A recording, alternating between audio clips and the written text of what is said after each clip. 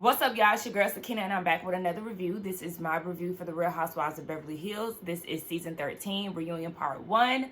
Yes, this review is definitely late. It's Sunday at this point, but I've been slow at putting content out this week because this has just really been an exhausting week for me.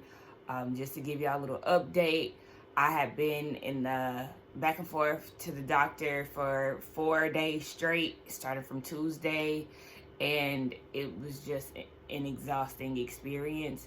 The left side of my body is swollen, basically from the chest area up to my face. It's really a touch situation, so you might not be able to see it. You might, I don't know, but it's really like a, swell to the touch. I've got a CAT scan. I've got blood drawn.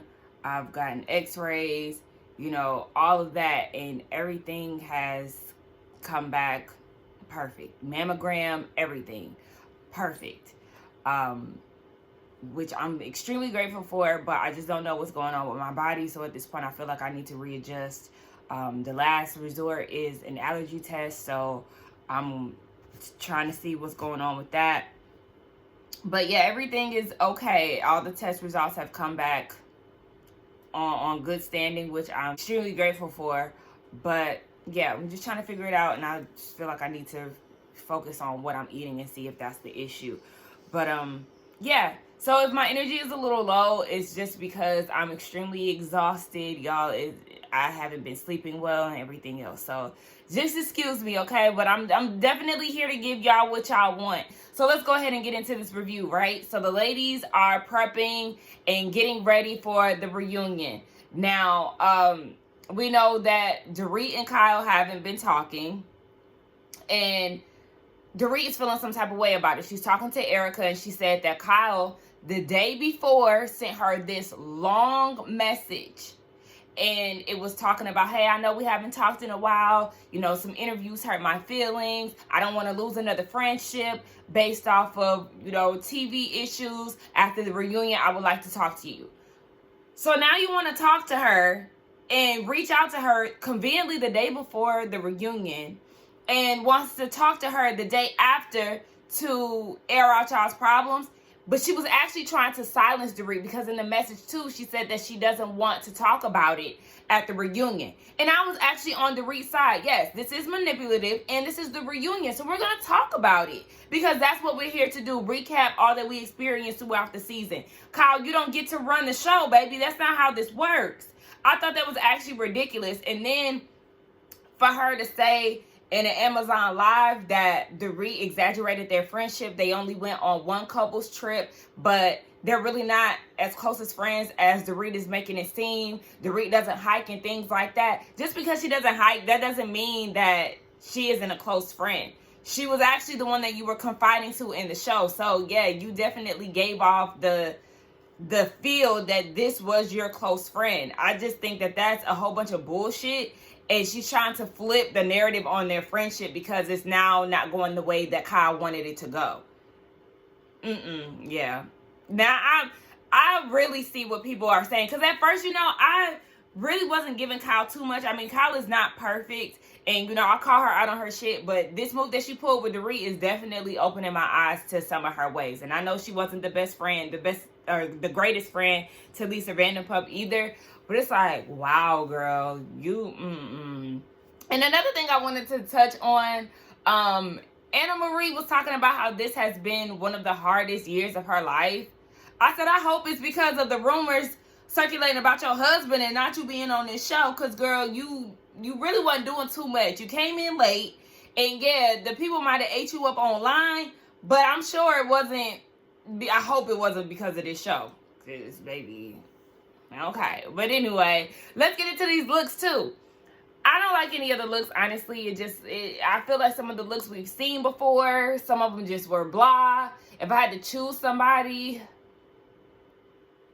I like Crystal's dress, but anyway, like, that wasn't reunion-like. I don't know. I need them to get with the Atlanta girls and the Potomac girls, where they all wear one theme and they come together and look good as a unit. Because Y'all showing up looking like y'all going to different events. It's getting old. Y'all are never in unison, and we're tired. So we learned that Anna Marie, her name is pronounced Anna Marie, but it's actually spelled Anna Marie. It's a Dutch name. I feel like I've been all over the place with her name this year. So, yeah.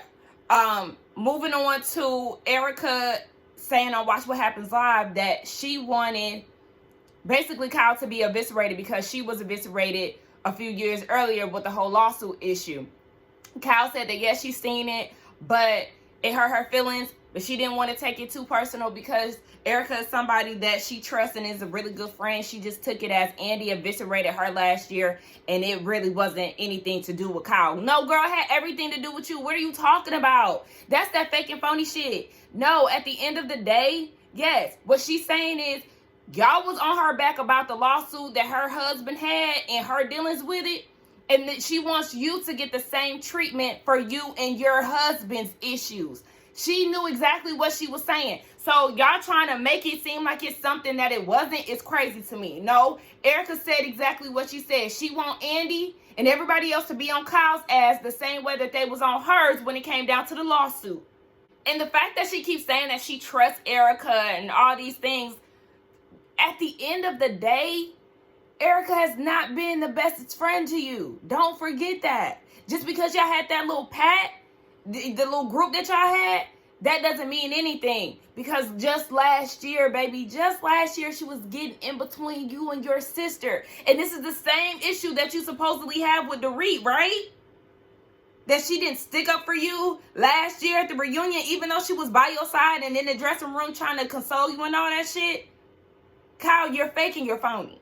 Andy asked Dorit how she felt about the whole situation, and Dorit is like, well, she's sitting there talking about it hurt her feelings when she read the headlines about what Erica said, but she's hurt my feelings when I read the headlines about what she's saying about our relationship and how it was exaggerated. So Kyle is like, how many times do we hang out off camera? And Dorit is like, girl, like, we were friends. What are you talking about? And even Andy was like, yeah, I thought y'all hung out a lot off camera.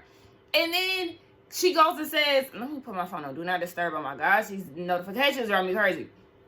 But yeah, she's trying to water down the relationship between the two of them. And she was like, Dorit doesn't work out. And why do you keep running to that? As if you don't have friends so all of your friends work out? Is that what you're saying, Kyle? Like, I just don't understand. So Dorit is really seeing through the bullshit. So Kyle tried to call Dorit out and give her examples on the reason why their friendship isn't the way that it is. Kyle gives Dorit examples of basically how their relationship had started to go south. She felt some type of way that Dorit asked about her marriage on camera. Do you realize that you're on a reality show where you live out your reality? And then you got the nerve to, first of all, Dorit didn't even have to ask. You displayed on camera that there were issues within your marriage. So the fact that she asked, that's her job to do. And it's your job to talk about it because that was your storyline. Just the fact that she mentioned that was so wild to me. And then she felt some type of way that Dorit got on Watch What Happens Live and said that Morgan is basically taking her place. Yeah. These are all the things that you displayed. If you didn't want rumors to get out there about you and Morgan, then you shouldn't have put her on TV. But I was with Dorit, and I'm glad that she said that. The rumors about Morgan came about before she even said anything, before y'all even shot this season, boo. So you don't get to do that. And I love, again, that Dorit brought it up. We haven't spoken months. But yet you chose to message me the day before the reunion. That was manipulative. And I don't know if you feel like I'm going to try to destroy you or what this is, but girl, she see right through you. Because Kyle is definitely on bullshit. And then she go and try to deny it. It wasn't meant to be manipulative in any way. Girl, please, that shit was calculated as fuck. Get into Garcelle's storyline and, with the kids and Jack saying that he wanted all this freedom, blah, blah, blah. Garcelle said that she wanted her ex-husband to be the one to tell the boys about his infidelity, and he never did. He has yet to have a conversation with them and everything else. I feel like the camera is changing color. But yeah, He has yet to have the conversation with them. She said that's the reason why she has to have discussions about sex and feelings and stuff, because they'll never get it from anyone, because the dad isn't going to talk about it. So it's up to her to do it, which is crazy. Like, what are you teaching your sons? Ooh, child. Anyway, they get into the beef between her and Dorit, and how Dorit is a hit dog that hollers and an unconscious Karen, because Garcelle said the way that she feels, and she said it within the group. Dorit said that she's a mother and it made her feel some type of way about it. And it was just like, okay, you're a mother, but yet you thought it was funny and entertaining to know that Garcelle's 14-year-old son had got cussed out. Y'all thought it was a key and didn't say anything about it. So how do you think that she felt? Just like Garcelle said, okay, at this point, then we're even. You can feel some type of way about it. I feel some type of way about y'all laughing about my son. So now what? Yes, Garcelle doesn't think that, I was about to call her Karen, doesn't think that Dorit is racist, but yeah, she definitely has some unconscious Karen behavior. She said the fact that you used the word attacked on me when I was talking to the group, the guilty ones are always the ones that's screaming. And then for you to use that word attack when you had a home invasion and somebody, having a weapon at you and robbing you, that's an actual attack. You took what I said in defense to Sutton and used that as the word attack when you've actually experienced an attack. Girl, don't play with me. And I feel like, Annalise, are you going to speak up as a black woman? Because she's just looking, and I understand she might just be allowing them to say what they got to say, but I also feel like the same way Crystal inserted herself in the conversation, Anna Marie, you could have did the same thing. Because Crystal inserted herself when Dorit was like, I just feel sad about it. Crystal was like, okay, well then just say that. Yes, just say that. And at least you're going to speak up. Annalise the clown. Oh, gosh. So she does actually speak up. And she says that at Sutton's event, when she was coming at Sutton for her esophagus, Sutton was like, why are you yelling at me? When she clearly was not yelling at her. So yes, that was a white woman pulling a white woman car. I will definitely admit that. She said that Garcelle didn't speak up, but Dorit did. So now you're trying to cape for Dorit? And just like Garcelle said, you can stick up for yourself, because I don't see in any scene where Annalise stuck up for Garcelle and inserted herself to defend her. What are you talking about? You are better off just keeping your mouth shut and not gunning for Garcelle, but speaking towards the issue that you have with Sutton in that moment. Why did you come at, I don't understand that. Has she geared all of her attention to Sutton and been like, hey, you know what, as a black woman, I don't like that either. You know what, Sutton, you said that I was yelling at you when I wasn't. Those are the type of microaggressions that Garcelle is talking about. Instead of trying to make it seem like you got an issue with Garcelle, girl, shut the hell up. They discussed the fact that Dorit posted that living in my bubble post. And they were like, yeah, it's like you doubled down on what you said. And Crystal was like, didn't you post it twice? And not just once, baby, you triple down, basically. Wait, is it double down? No, yeah, at that point, she triple down. So, yeah, she said what she said because she posted another one talking about living in a bubble with her family. Girl, please. That was definitely a FU moment. You sticking up your finger. I don't care how you try to clarify it. At the end of the day, Dorit, you meant what you meant and you said what you said. Because even Andy was like, girl, that did not go over well. Andy had to tell her that did not go over well, girl. Look at how you're being perceived here. You just don't get it. Bubblehead. At the end of the day, Garcelle really doesn't care for Dorit. Because even when Dorit was like, do you like me? I said sometimes, and Garcelle said sometimes. Yes. Sometimes Dorit can be likable, but more than not, she's annoying. And Garcelle doesn't know if she even wants a friendship with her. And rightfully so, because Dorit is exhausting. There is a lot that comes with her. This next segment, they talked about sex, and I really don't care. The only thing I wanted to talk about is the fact that, Kyle is now open sexually. She's scissoring Dorit and talking about maybe she'll date women. Again, we all see what it is, girl.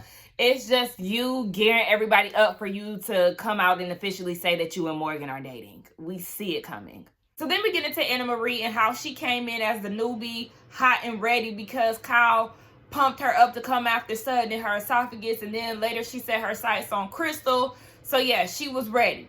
Now, I feel kind of bad, not kind of, I do feel bad because I was questioning what made this year so hard for her at the top of the review.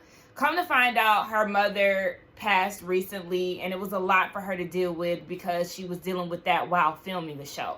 So that is a lot, and, you know, my condolences goes out to her. You know, mothers are the best. They are, you know, the good moms are. And, yeah, I've really been thinking about that a lot, just how great having a good mom is, because I don't want to cry.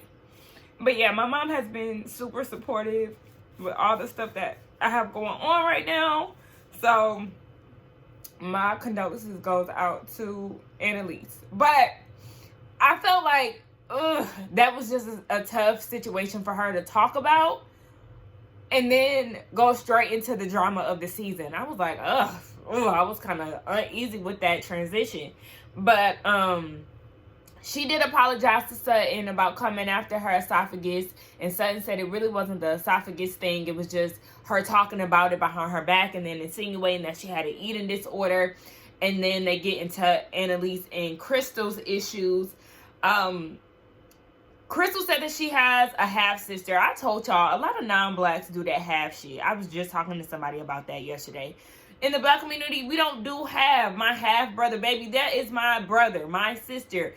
Yes, we got different dads or different moms, but half. Anyway, she got a half-sister child that is an anesthesiologist. And Andy was like, well, could you have heard, because anesthesiologist and basically a nurse to an anesthesiologist, the words are very similar. So Andy was like, could you just have, you know, misheard the word? And she was like, no, she said that and all of that. Listen, at the end of the day, at this point, I don't care. Okay, we know that she is a nurse, an anesthesiologist nurse, okay? So this whole back and forth between the two of them, I don't care to hear it anymore. But what I will say, I'm eating, y'all, so... But what I will say is that, Crystal, you do have to stop over-talking Anna Marie. If she's trying to get her point across, allow her to do that, because the way that you continue to over-talk her, it is going to make me feel like there is something that you have to hide. It's very annoying. It's rude. Let her finish, and then you say what you have to say. But to continue intentionally over-talking her, that's crazy. So then we get into Crystal's segment and how she has finally found her voice when it comes down to this beef with Annalise, and how she isn't really speaking up that much because she's too focused on the ladies being so skinny, because, you know, she suffered from an eating disorder and she's still, you know, living with that.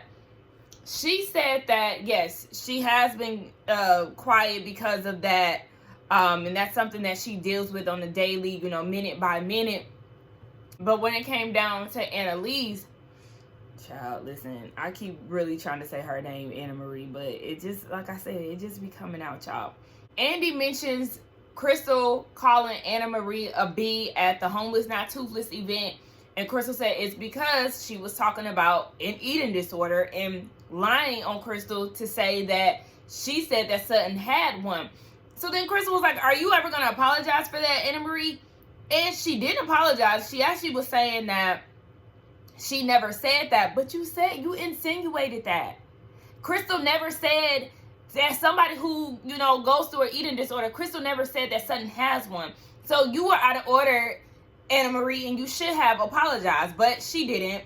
So then they talk about how Crystal thinks that she's smarter than the other women. Crystal, you do. You think that you've made comments. All the ladies on the couch believe that you said that. So I don't know why she continues to try to fight against it. The women don't believe you. The audience doesn't believe you. And they have you on tape saying it. So girl, stop. I was with Anna Marie when she mentioned that Crystal lies too. Okay, because yes, Anna Marie, you done told some lies, but Crystal, you ain't squeaky clean either. She brought up the fact that Crystal said that Sutton said something racist, and she was saying that it was dark, only for her to say, no, it was just a feeling. She drew that whole situation out all season. And then She was like, you lied about your 14 friends. And then Crystal is over talking her, of course, saying that don't throw rocks and I guess try to hide her hand. I don't know what she meant by that. But what I also want to know, Crystal, what do you mean by the girl with no privilege? What does that mean? The girl says the girl with no privilege, or the girl with no girl, help me explain what the hell you mean by that. So then they asked Dorit why she was so in her feelings about it, and she was like, well, I think I'm the only one who has a degree up here. Did you not hear Annalise and Crystal have a whole beef this season about the education? She has a degree. Crystal has a degree. There's 3 women on the stage who has a degree. And yes, just because you did not graduate from college or did not attend college, that does not mean that you're not an intelligent person. Hence Erica Jane and all the stuff that she, spat out at that dinner. So, yeah, again, just another example of Dorit being self-absorbed. So Crystal said she's gonna stand on what she said about them being uneducated, because Dorit made the comment about her being a child bride, when in fact she got married at 24 and she had already graduated college. She has a successful coconut water business that is worth $100 million right now, I believe. And on top of that, it was a microaggression because she's an Asian woman and you're calling her a child bride, and we already know the whole mail order bride situation. Of course, again, Dorit being in her bubble, people call Priscilla Presley a male girl. She's Asian. Like, what is not clicking? Girl, she doesn't get it. She doesn't get it. She doesn't want to get it. She's exhausting. Just like I said, girl, you're an unconscious Karen. And just like, and it was hilarious that Garcelle was like, see, this is what I'm talking about. Exactly. Next up is Kyle and her segment, the changes that she made, the loss that she, suffers from with her best friend taking her own life, and, her relationship with Morgan and everything else. So with her grieving, she said that, it's just a day by day. Some days she doesn't want to get out of bed. Some days she's able to function. And they get into the relationship with her and Dorit. Now, Andy said that it sounds like it started last year at the reunion with Dorit, putting her input in with the issues that Kathy and Kyle had. We learned that Dorit has her own relationship with Kathy. I don't know. It doesn't seem like they were that close. But I thought that it was funny that Kyle said that Dorit and Kathy weren't that close and they were closer. Oh, but she exaggerated y'all's relationship, right? Exactly. Again, just talking out of both sides of her neck. You're not making sense, Kyle. But I just wanted to point that out. So Dorit was just trying to, explain what Kathy was trying to say in that moment by saying she thinks that Kyle should take some ownership or some accountability. But Kyle was feeling some type of way that she inserted herself and felt like, oh, you want to try to play it up for the cameras and say whatever the audience would like. And Dorit is like, what are you even talking about? Are you serious right now? And Kyle was dead ass serious with that statement. And I just felt like she was out of order. First of all, you, again, talking about your family issues, Kyle, but you don't want to give Dorit examples on things that she's saying, because Kyle feels some type of way that Dorit is acting one way on camera, but behind the scenes, when Kyle tells her stories about Kathy, she really isn't feeling how Kathy is moving. Okay? And she can also still try to mediate or explain something that might be difficult in a moment where y'all are trying to, get to some type of resolution. Kyle is exhausting with this whole Kathy thing. One minute you want people to stay out of y'all's business, then the next minute you're mad because they're taking her side or they're not agreeing with you, but then you also tell them to shut up in the same breath. Girl, shut the hell up. We don't care, because it's just an ongoing cycle. At this point, you're friends with your sister and now you're mad at Dorit. I just think it's funny how you fall out with a friend over your sister and you and your sister are cool again. So now you then lost out on a friend. But we know that that's not the only reason, because she said that she was asking about her marriage on TV and all of that. Honestly, it just sounds like a pile of crap when it comes down to the reason why she isn't friends with Dorit anymore. But anyway, y'all let me know what y'all thought about this review. Let's get down in the comments and talk. Don't forget to like, comment, and subscribe to my channel, and I will see y'all in the next one. Bye.